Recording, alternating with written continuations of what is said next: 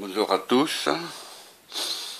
La dernière fois, la dernière fois, je me suis trompé au niveau du circuit nord, donc au niveau de 74C02, c'est-à-dire au niveau de la table de vérité. J'ai oublié de faire donc ces deux manœuvres-là, donc j'allume. Donc je vais recommencer la table de binaire.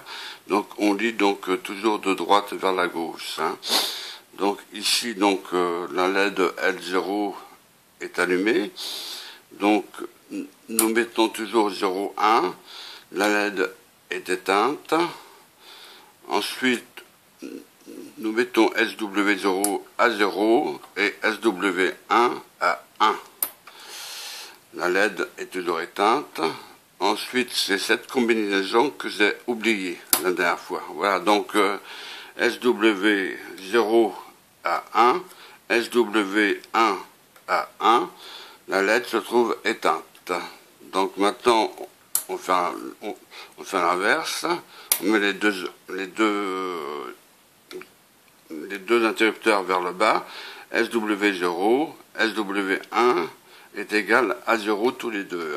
Donc c'est l'entrée. C'est l'entrée, donc la LED s'allume.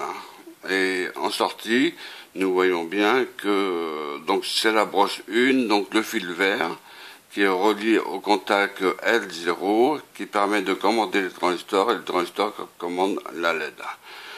Voilà, donc c'est la seule chose que j'avais oubliée. Voilà, donc on va passer une autre expérience. Donc je vais me mettre sur pause là pour l'instant parce qu'il faut que je retire le circuit intégré, puis les branchements ne seront pas les mêmes. Voilà, donc nous avons retiré le circuit nord, à savoir c'est 74C02. Voilà, donc maintenant nous allons mettre un autre circuit intégré. Après vous verrez que les expériences sont de plus en plus intéressantes. Donc je mets sur pause. Voilà, donc nous avons donc câblé donc le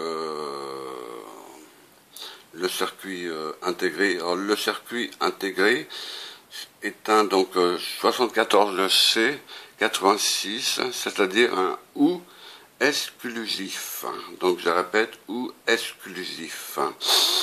Donc toujours le fil vert, c'est la sortie. Le fil vert, c'est la sortie. Nous avons donc les deux entrées. Donc là, c'est les deux fils noirs, les deux entrées. Donc l'entrée A et l'entrée B. Donc à cette position-là, donc la LED est éteinte, puisque mon digital est allumé. Donc la LED L0 est éteinte. Je fais toujours donc le 0,1 comme d'habitude. Donc nous avons 0, donc les deux interrupteurs, 0 et 1. La LED s'allume, donc d'après la table de vérité. Donc ça, c'est sur la deuxième ligne. Et si vous faites donc les deux 0, les deux 1, excusez-moi, donc les deux 1, la LED est éteinte. Si vous faites donc maintenant sur SW1 et vous remettez à 0, la LED, elle s'allume. Si vous mettez SW1 en position 1, la LED, elle s'éteint, donc au niveau bas. SW0 au niveau bas, et la LED se trouve au niveau haut. À l'inverse, si je mets les deux W0 et SW1 au niveau 0, la LED, elle se trouve au niveau bas. Ça veut dire, en d'autres termes, il faut qu'il y ait un des interrupteurs à l'entrée, soit au niveau 1, pour que la LED L0 soit au niveau haut, c'est-à-dire au niveau As. Donc, j'éteins celui-là et je mets au niveau 1 le deuxième interrupteur. Vous voyez donc la différence, la LED est allumée. Donc, il faut qu'il y ait donc un des interrupteurs soit au niveau 1. D'où le nom OU exclusif. C'est soit l'un ou soit l'autre.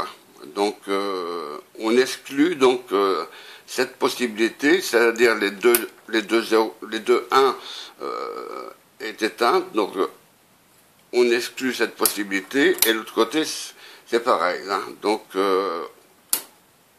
on alimente uniquement donc par l'interrupteur SW0 en position 1, la LED s'allume, inverse on éteint et on allume l'autre, et L0 est au niveau bas, au niveau haut, donc au niveau As. Voilà, donc ça c'est pour le OU exclusif, hein, pour l'instant. Voilà. Nous allons donc recommencer. Donc là je suis donc sur les deux interrupteurs SW0, SW1. Donc ici c'est le niveau 0 et le niveau 0.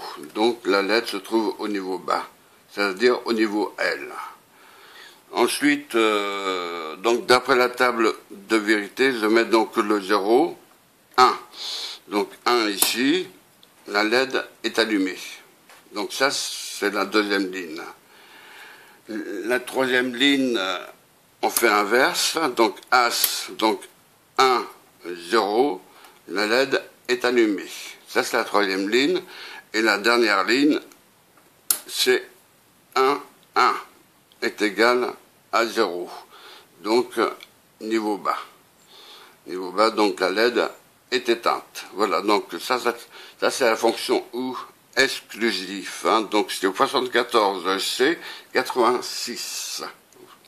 Voilà, donc, pour cette expérience. Pourquoi que je fais donc tout un tas donc d'exercices là pour l'instant, c'est afin que vous puissiez connaître le fonctionnement de chaque circuit intégré. Hein. C'est pour ça que je le mets dans le testeur, le circuit intégré, de façon à pouvoir tester tous les circuits intégrés. Ensuite, on les mettra bien sûr par la suite pour faire des montages expérimentaux plus intéressants. Hein. Ce sera beaucoup plus intéressant hein, de voir les LED clignoter et ainsi de suite. Hein. Voilà. Donc les 2 euros, donc en bas, donc la LED L0 s'éteint. Voilà. Donc pour cette expérience,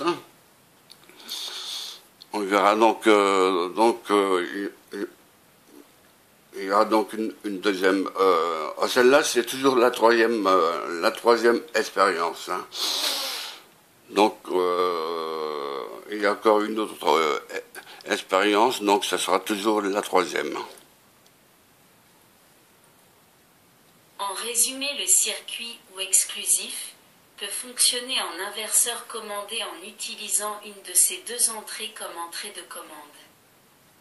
Si l'entrée 1 est utilisée comme entrée de commande, celle-ci se trouve au niveau L, le circuit ou exclusif n'inverse pas le signal appliqué à l'entrée 2, alors qu'avec l'entrée 1, au niveau H, le circuit fournit en sortie un signal inversé par rapport à celui appliqué sur l'entrée 2.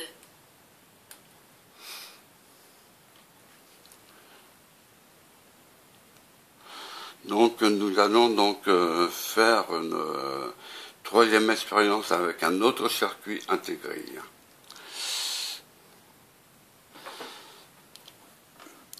C'est toujours la troisième expérience, hein, sauf que nous avons changé le circuit intégré.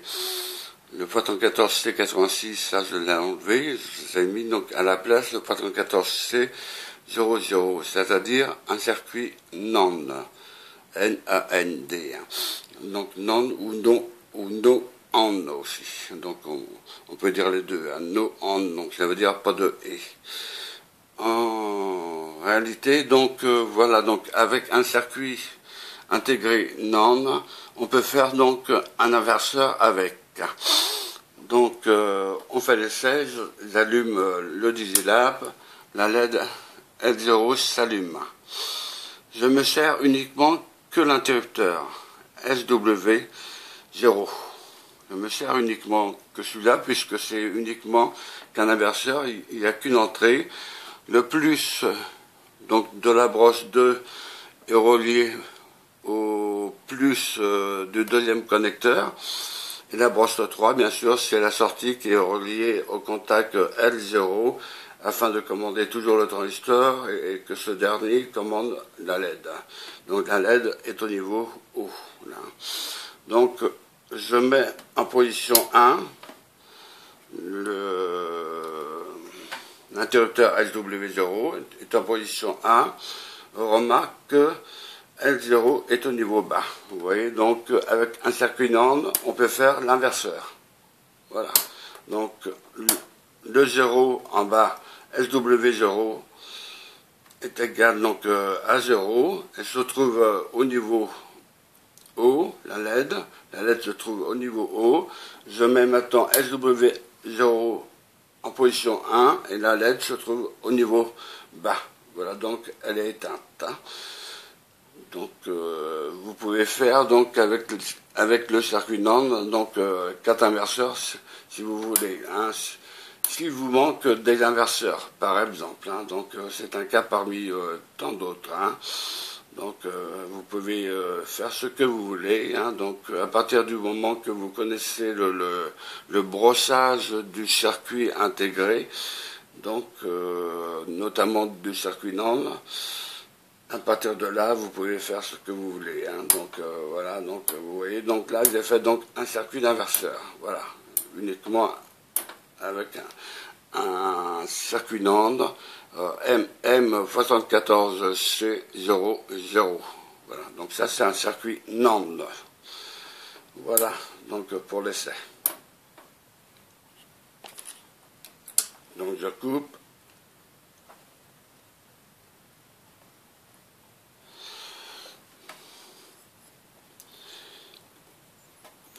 Donc voilà, donc bien sûr sur cette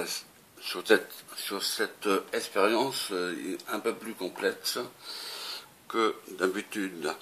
Donc l'entrée 1 donc est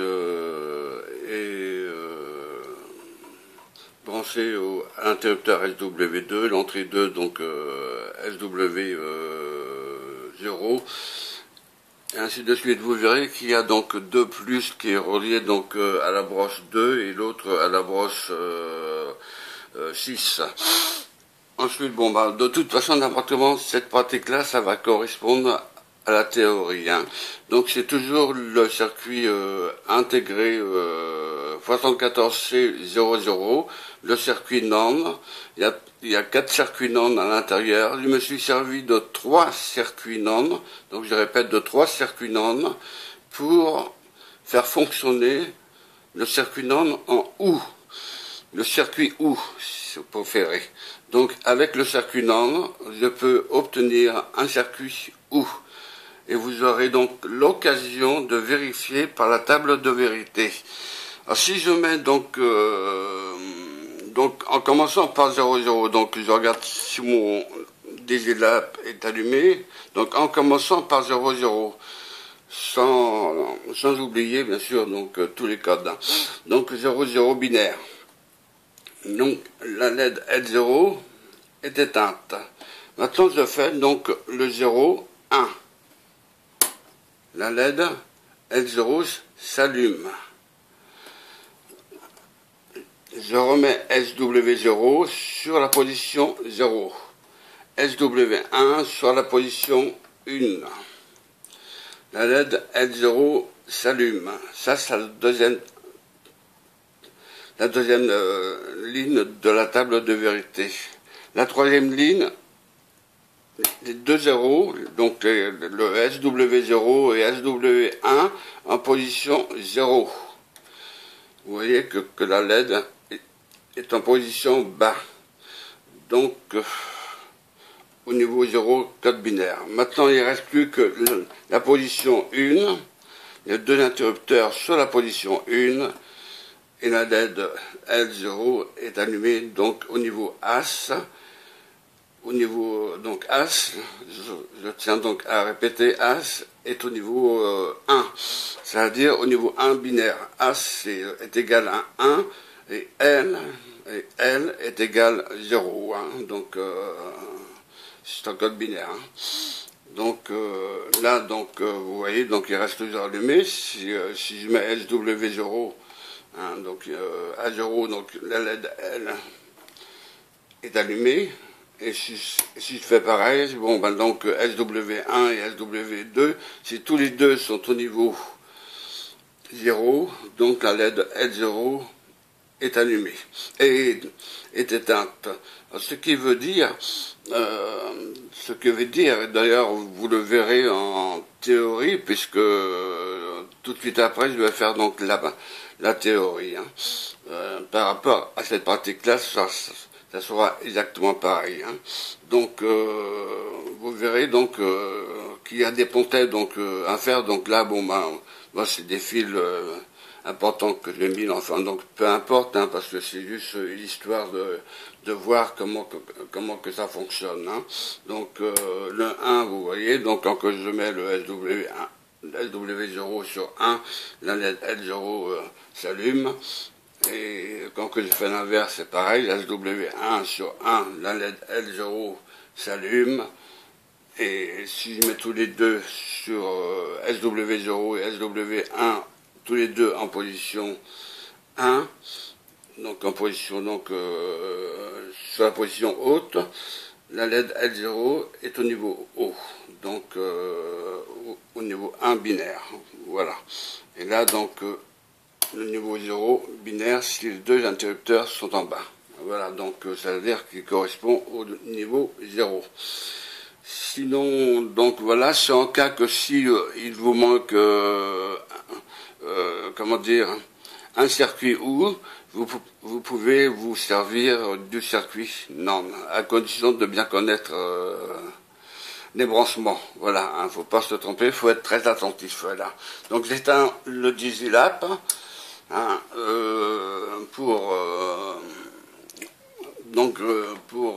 comment dire, pour mettre mon test là, donc parce que je voulais vous faire écouter un truc, voilà. En comparant ces deux tables avec celles établies au cours des expériences précédentes, réalisées sur différents types de circuits, vous remarquez qu'elles sont tout à fait identiques à celles du circuit. Chaque fois que vous aurez à réaliser un circuit assurant la fonction ou, c'est-à-dire la somme logique de signaux numériques, souvenez-vous du circuit que vous venez d'expérimenter. Ce circuit peut être réalisé avec 3 circuits en-AND, comme vous venez de le voir, mais il peut l'être également avec 2 véritables inverseurs reliés aux entrées d'un circuit en-AND, comme représenté figure 18. Voilà, donc nous avons terminé donc cette expérience-là. Donc c'est la troisième expérience. Et bon, maintenant donc je vais passer directement à la théorie afin que vous puissiez comprendre. Hein. Il suffit de bien comprendre les codes binaires. Hein. Donc c'est à partir des codes binaires et à partir de l'équation booléenne, hein, donc il y a un fil débranché, mais ça c'est pas bien grave, ça encore je peux le remonter, voilà, donc à partir de l'équation booléenne, donc vous pouvez retrouver les branchements, hein, donc il n'y a pas de problème.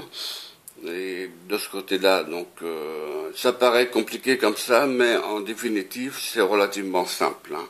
Voilà, donc c'est une question d'habitude. Hein, donc je regarde si comment dire, oui, je suis bien sur la position L0, donc c'est sur l'interrupteur. Voilà, donc je regarde si ça fonctionne, toujours pareil. Ok, d'accord. Donc 1, d'accord. Celui-là c'est pareil, ok, d'accord. Je répète donc 1, donc SWO sur la position 1, donc L0 s'allume, vous mettez SW0 sur 0 et vous mettez SW1 sur 1. Donc la LED elle s'allume. Et vous faites donc les deux vers le haut, donc ça veut dire les deux positions SW0 et SW1 sur la position 1, les deux interrupteurs. Ensuite, bon, bah, vous voyez que L0 reste allumé donc au niveau haut. Voilà, donc et en mettant les deux interrupteurs SW0 et SW1 en position 0, la LED L0 se trouve au niveau bas. Voilà, donc je vous remercie de m'avoir écouté et je vous dis donc à la prochaine et bonne fête, enfin bonne fin d'année, puis enfin donc bonne fête aussi, hein, donc pour le jour de l'an, hein, voilà. Puis bon, bah, je vous souhaite tous mes meilleurs vœux et à plus. Voilà, bye, bye, à bientôt. 5. Troisième expérience. Examen d'un circuit ou exclusif.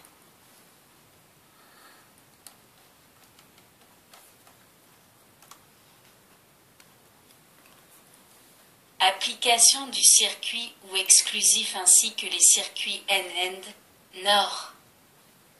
5. Troisième expérience. Examen d'un circuit ou exclusif. Vous utiliserez à présent le circuit intégré MM74C86, comprenant 4 circuits ou exclusifs, comme vous pouvez le constater dans le schéma électrique de la figure 12.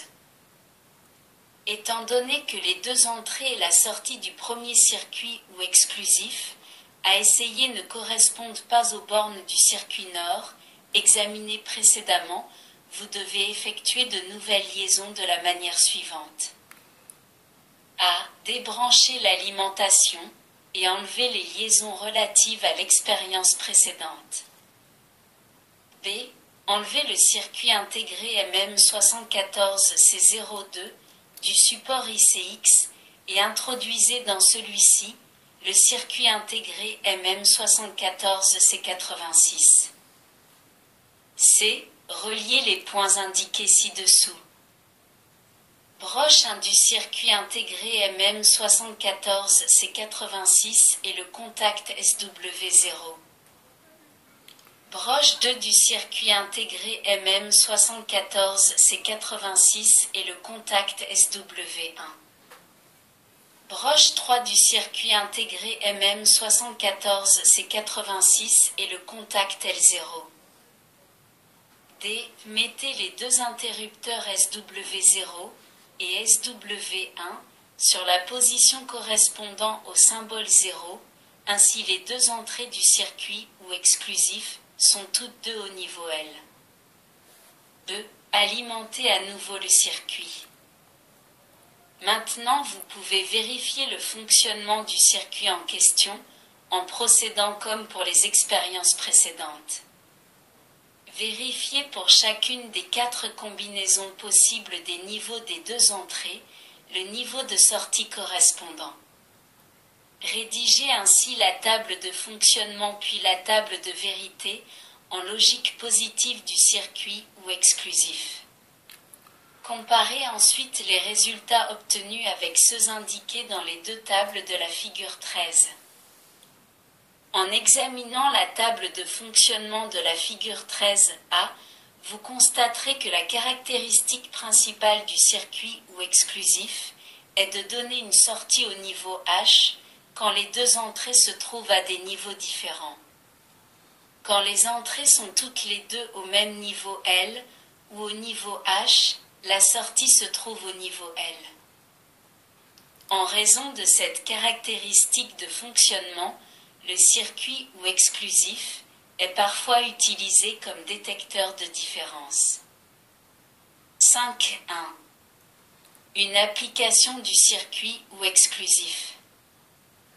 Vous allez effectuer maintenant un exercice, comment un circuit ou exclusif peut trouver des applications en tant qu'inverseur commandé. En d'autres termes, vous allez vérifier comment en pratique, en utilisant une des deux entrées comme entrée de commande en sortie du circuit ou exclusif, vous obtenez le signal présent sur l'autre entrée, inversé ou non selon le niveau qui se trouve sur l'entrée de commande. Supposons que vous utilisez l'entrée reliée à la broche 1 comme entrée de commande. Laissez inchangées les liaisons faites lors de l'expérience précédente et mettez les deux interrupteurs SW0 et SW1 sur la position correspondant au symbole 0, ainsi, l'entrée 1, aussi bien que l'entrée 2, sont au niveau L. En observant la LED L0, vous constatez qu'elle est éteinte, ce qui veut dire que la sortie du circuit est au niveau de tension L. Mettez à présent l'entrée 2 du circuit au niveau H en commutant SW1 sur la position 1.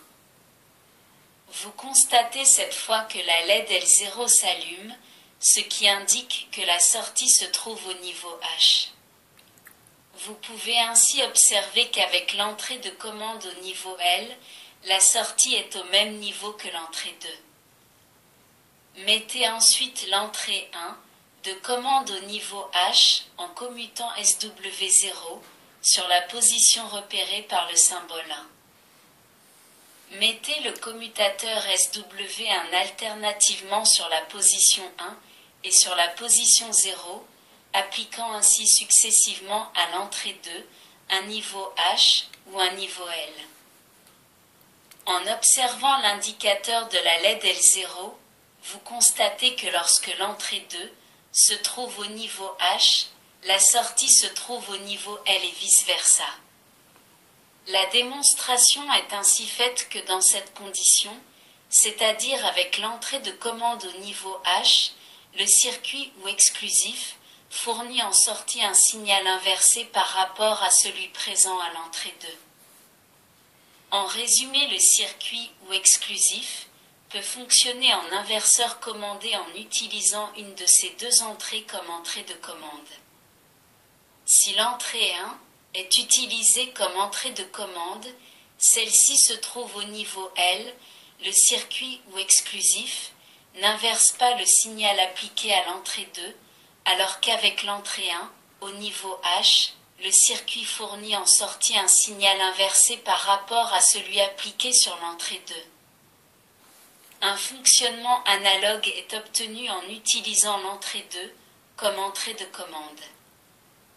Dans ce cas, si l'entrée de commande 2 est à l'état L, la sortie est au même niveau que celui présent sur l'entrée 1, tandis que si l'entrée de commande 2 est à l'état H, la sortie se trouve toujours à un niveau contraire de celui de l'entrée 1.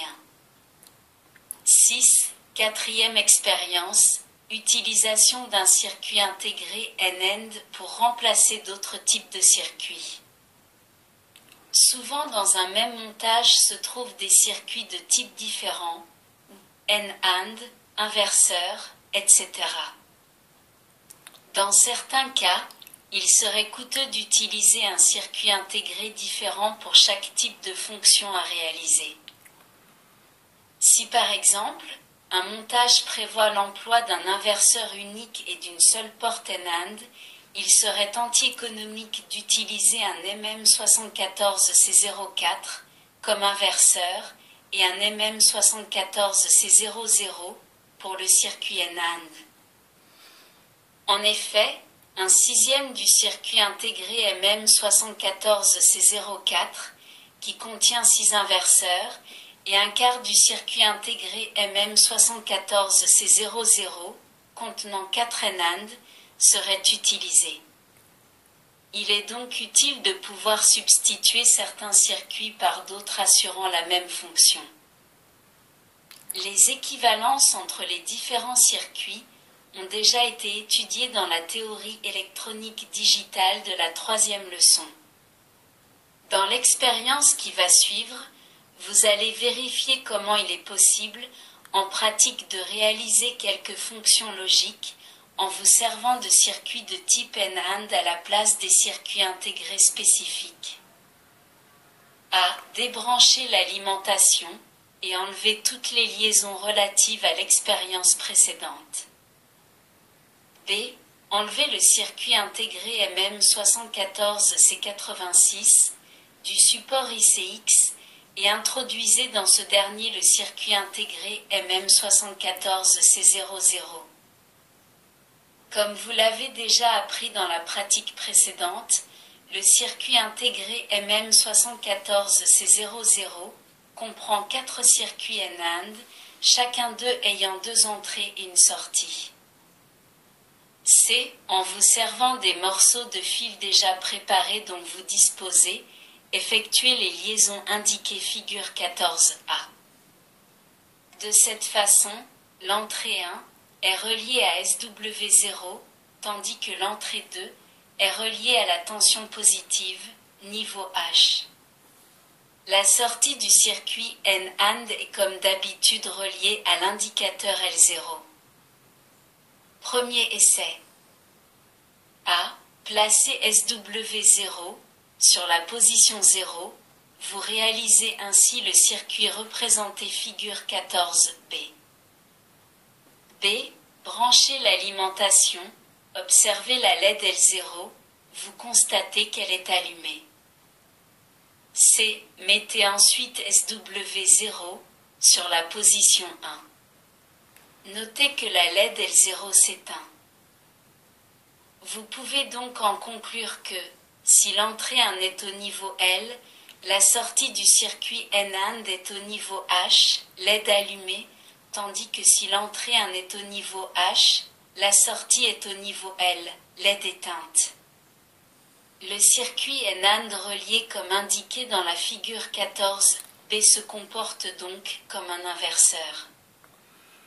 Puisque les 2 entrées du circuit NAND sont interchangeables, le même résultat est obtenu en maintenant l'entrée 1 en permanence au niveau H.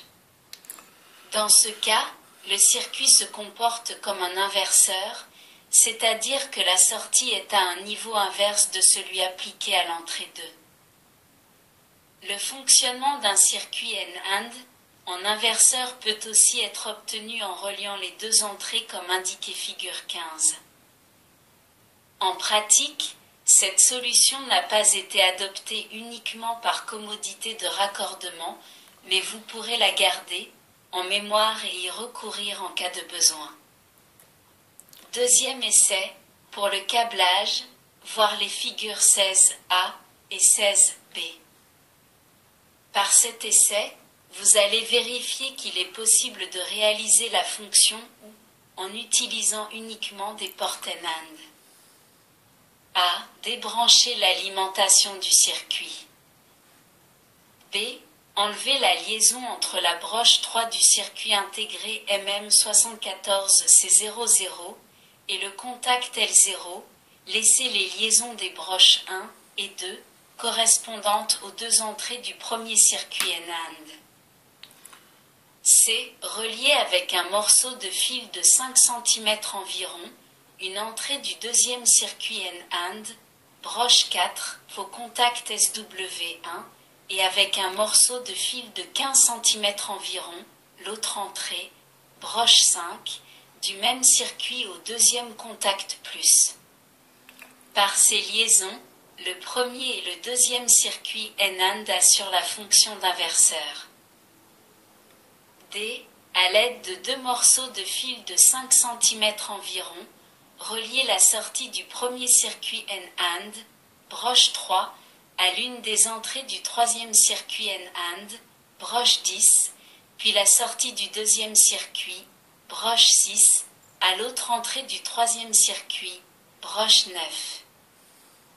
E. Avec un morceau de fil de 10 cm environ, relier la sortie du troisième circuit, broche 8, à la LED L0.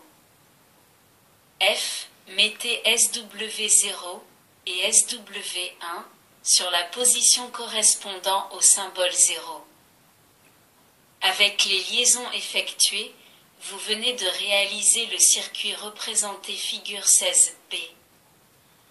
Remarquez dans ce circuit l'absence du symbole de la pile d'alimentation représentée jusqu'ici dans les schémas. Le raccordement au niveau H est désigné par le signe plus afin de simplifier le dessin. Cette simplification est couramment pratiquée pour l'élaboration des schémas électriques des circuits logiques. Maintenant, vous pouvez rebrancher l'alimentation et vérifier vous-même le fonctionnement du circuit réalisé en procédant exactement comme pour les expériences précédentes.